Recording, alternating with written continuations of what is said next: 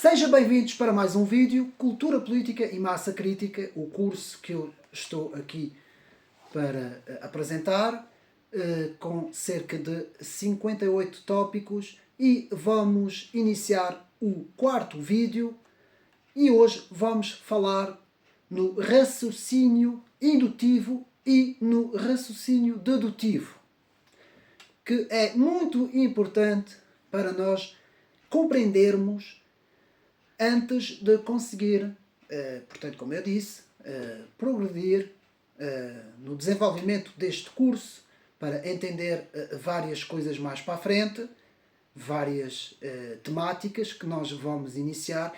Então, para ganhar mais cultura política e filosófica também, e também para aumentar nossa massa crítica, depois iremos ver tudo isso conforme o desenvolvimento do curso, temos que primeiro passar por estes primeiros vídeos, que são vídeos, pode-se dizer, básicos. Portanto, aqui não vou desenvolver teorias bastante elaboradas em termos académicos. Porquê?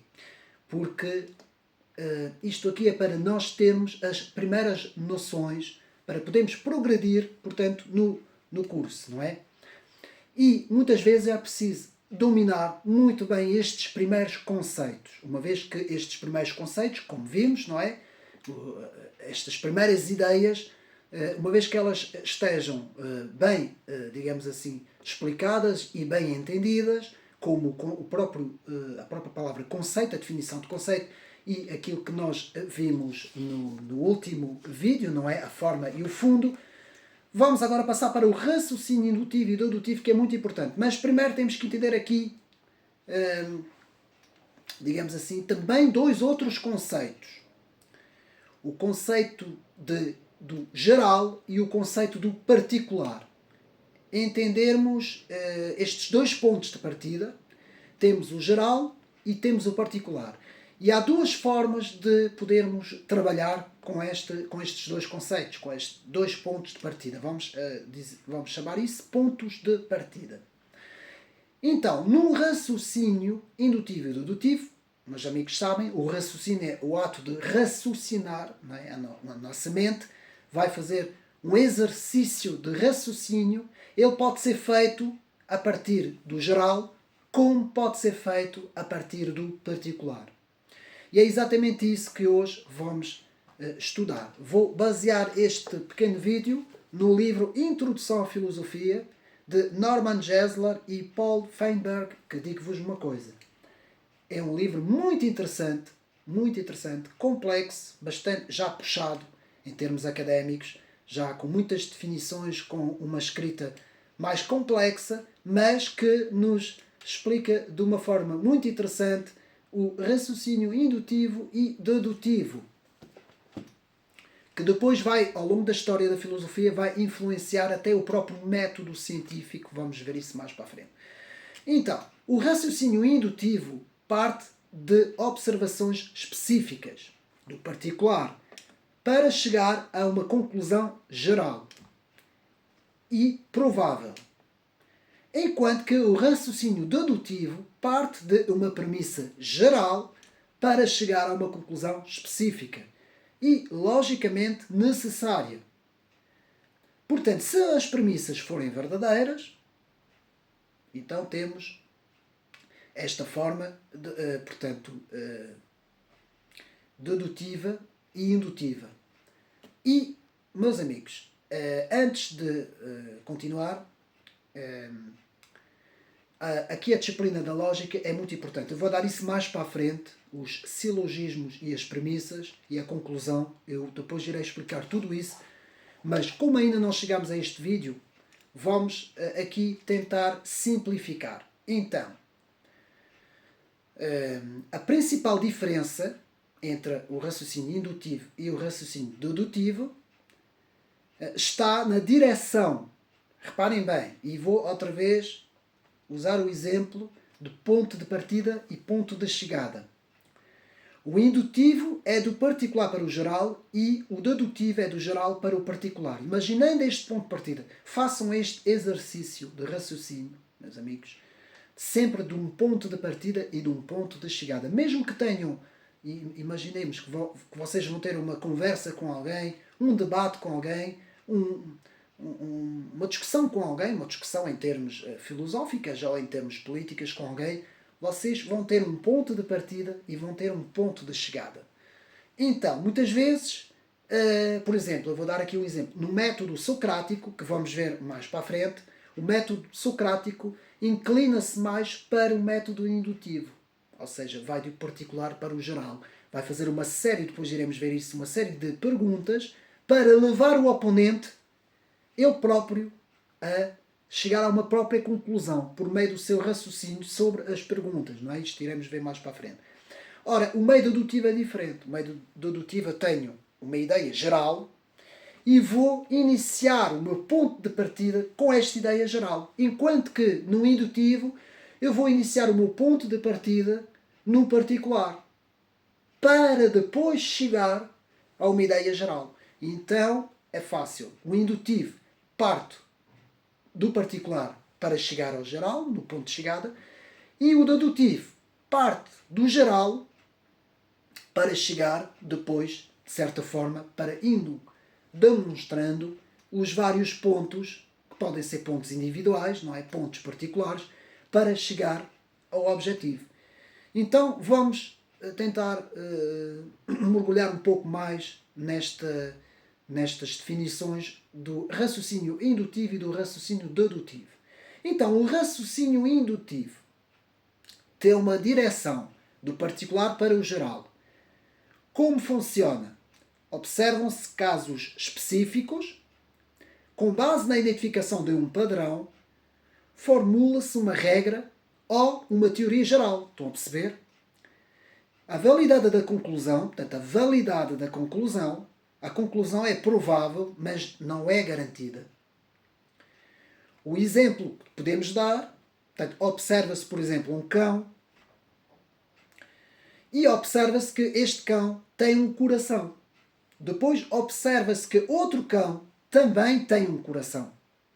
Conclui-se que todos os cães têm um coração. Depois, na lógica, irei explicar um pouco melhor a ordem de como é que isto é feito. Isto, portanto, é um método indutivo. Vai fazer análise de casos particulares para chegar a uma conclusão geral. Enquanto que o método dedutivo é o contrário. Não tem nada que saber, é o contrário. Tem a mesma uma direção, mas essa direção começa do geral para o particular.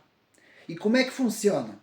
Parte de uma regra, princípio geral, aqui já é o contrário, não vai partir de um caso isolado, particular, vai partir de um princípio geral. Lembrem-se sempre disso. Raciocínio dedutivo parte sempre de um princípio geral. Raciocínio indutivo parte sempre de um princípio particular. Então, o princípio geral, não é? Parte de uma regra ou princípio geral e aplica-se a um caso específico para chegar a uma conclusão. A validade da conclusão. Se as premissas forem verdadeiras, a conclusão é necessariamente verdadeira. E iremos depois ver isso quando irei explicar os silogismos, as premissas, a conclusão, tudo isso. Então, podemos ver um exemplo. A premissa geral. Todos os mamíferos têm um coração. Premissa específica. Um cão é um mamífero. Conclusão. Logo, um cão tem um coração. Mas reparem como é que, no raciocínio dedutivo, como é que isto acontece. Ela parte de um princípio geral e não de um princípio particular. Um princípio isolado. Isso é muito importante, meus amigos. Estudando essas coisas, nós, ao debater com um oponente, não é? Nós conseguimos muitas vezes ter uma visão mais ampla da nossa própria discussão e até conseguimos levar o adversário a ver certas realidades que ele não vê, que ele não consegue ver inicialmente. Portanto, isso é muito importante e por isso é que também o método socrático vai ser aqui muito importante mais para a frente, quando eu irei desenvolver o vídeo do método socrático. E não esquecendo aqui algo que eu quero dar também, que não faz parte do restante dos vídeos, quero explicar aqui de que, porque já vimos os conceitos, não é? Já vimos a forma e o fundo, agora estamos a ver o raciocínio indutivo e dedutivo, e temos que partir sempre do pressuposto que nós, quando nós estamos a ter um debate, quando nós estamos a ter um diálogo, quando nós estamos a ter uma conversa, quando nós estamos a ter uma argumentação com outra pessoa, nós temos uma lente de observação. A nossa lente, eu vou dar aqui um exemplo em termos políticos. Um progressista tem uma lente de observação do mundo. Ou seja, a lente é a forma como ele vai interpretar o mundo. Um conservador tem outra lente. Essa lente é outra forma de interpretar o mundo. Então, isto da lente, a nossa lente, a lente pode ser uns óculos, vamos imaginar, uns óculos para interpretar o mundo, é chamada de cosmovisão. Isto é importante. E quem quer, digamos assim,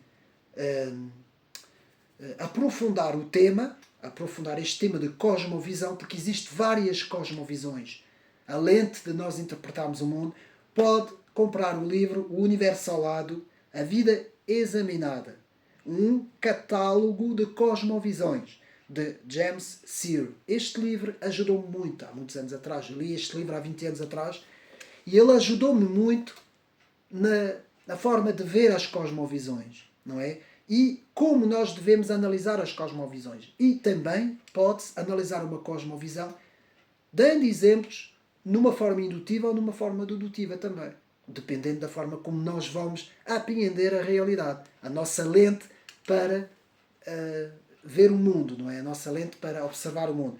Neste trabalho, rapidamente, existe a introdução, não é? E a análise de todas as cosmovisões do passado, dos séculos anteriores, até chegar ao século XXI, que parte a partir do teísmo, vai para o deísmo, vai para o naturalismo, vai para o nihilismo, segue para o naturalismo, segue para, portanto, a cosmovisão orientalista, panteísta, oriental, não é?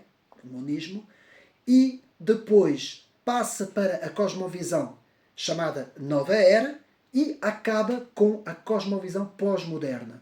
São 7 ou 8 cosmovisões, agora não as contei, mas porquê que ela começa do teísmo e vai até ao pós-modernismo? Passando por estas cosmovisões, porque isto são cosmovisões, a forma como nós apreendemos o mundo, a nossa lente para interpretar o mundo. Há pessoas que interpretam na forma do teísmo, na cosmovisão do teísmo. Outras pessoas vão interpretar o mundo na cosmovisão do deísmo, do naturalismo, por aí fora, não é? Até chegar ao pós-modernismo. Todos nós, por exemplo, o marxista, normalmente, uma pessoa que se posiciona à esquerda, um progressista, um marxista, vai muitas vezes interpretar o mundo de uma forma, vai cruzar algumas cosmovisões como o naturalismo, como o nihilismo ou como também o pós-modernismo. Uma pessoa mística, uma pessoa daquelas que muitas vezes adere àquelas visões, por exemplo, que faz alguns, que pertence a alguns, como é que eu posso dizer, algumas coisas mais esotéricas, não é? Que pratica yoga, que pratica certas coisas mais esotéricas, mais místicas, mais espiritualistas, digamos assim, vai aderir a cosmovisões mais orientais, mais da nova era, mais outras formas de interpretar o mundo. Portanto, a lente que interpreta o mundo é a cosmovisão. Isso é muito importante nós entendermos o que é uma cosmovisão. Dando um exemplo, na televisão, nós temos dois oponentes. Temos alguém num partido mais da direita, mais conservador, e temos alguém mais comunista, mais progressista, mais da nova esquerda. Os dois vão ter duas lentes diferentes de interpretar o mundo. Por isso é que muitas vezes não conseguem comunicar. Chocam-se, entram em discussões, chegam até a, digamos assim, trocar algumas coisas mais desagradáveis, não é? Algumas... bem, não vale a pena estar aqui a falar, não é? Até chegam ao ponto de insultarem-se, não é? Digamos assim, chegam ao ponto dos insultos pessoais, não é? Que é uma coisa muito triste, mas às vezes acontece. Porquê? Porque não há comunicação possível entre duas lentes que interpretam o mundo de duas formas diferentes. E muitas vezes, tudo o que nós estamos aqui a ver, esta situação de perceber o que é um conceito, de perceber o que é a forma, o fundo, de perceber quais são os raciocínios, por exemplo, o raciocínio indutivo e dedutivo, tudo isso que nós vamos ver, isto fornece-nos ferramentas para depois nós compreendermos as coisas. Irmos, sim, principalmente à raiz das coisas. Nós muitas vezes, e mesmo para acabar o vídeo, nós muitas vezes vemos a palavra radical como algo de negativo, de pejorativo. A palavra radical, a sua etimologia, ou seja, a origem da sua raiz, justamente vem de radical, que vai à raiz das coisas. Vai à essência das coisas. Alguém que é radical num ponto de vista, a única coisa que ele está a fazer, ele está a ir à raiz deste ponto de vista. Ele não está a andar à volta do ponto, não é? E muitas vezes é visto como algo negativo, porque vai à raiz das coisas. Mas muitas vezes nós temos que perceber que temos que ir à raiz das coisas.